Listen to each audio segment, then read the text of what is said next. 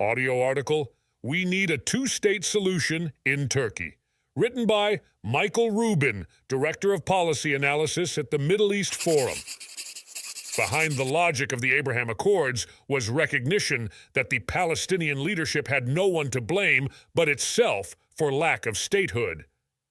Israel's existence is a reality.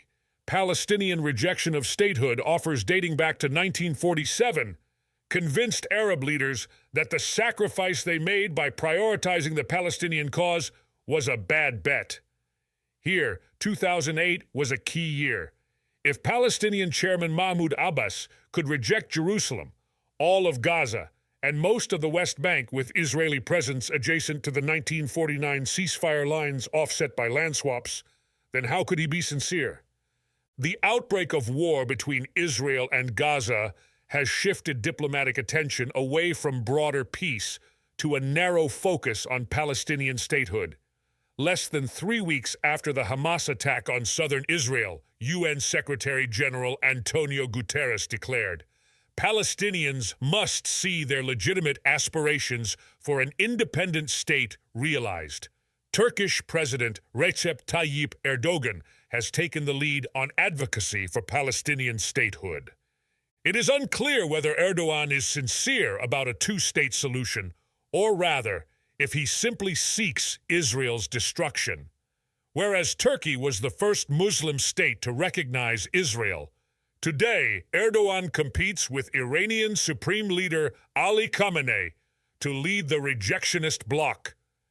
Much as Erdogan armed al-Qaeda and supported the Islamic State against the backdrop of the Syrian civil war, today Turkey seeks to ship explosives to Hamas and offers Hamas leaders passports and safe haven.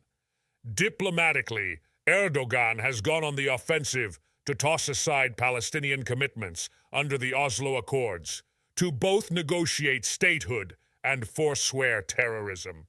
Instead, he encourages unilateral declarations of statehood. Last week, his top lieutenant said recognition of Palestine was now a precondition for Turkey lifting its hold on Sweden's NATO accession. Erdogan has denied any terrorist label for Hamas and the atrocities the group committed against Jewish women and children. This is consistent with his Muslim Brotherhood mindset.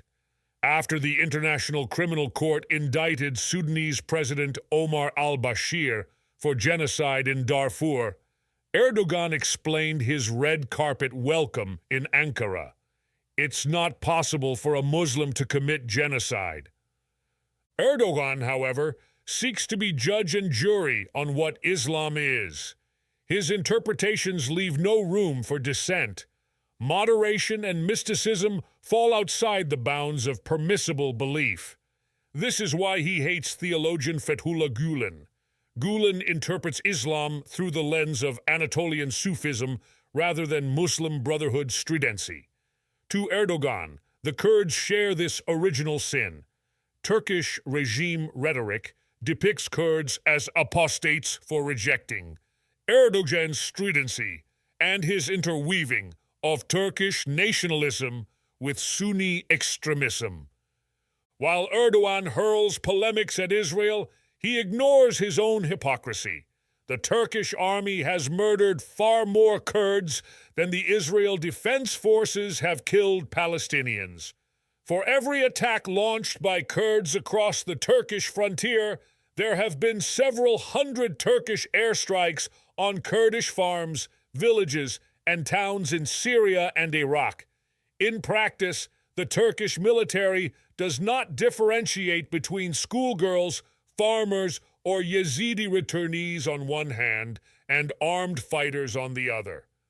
While Erdogan claims Turkey to be a democracy, he imprisons the leaders of the legal Kurdish political party and ousts elected Kurdish mayors.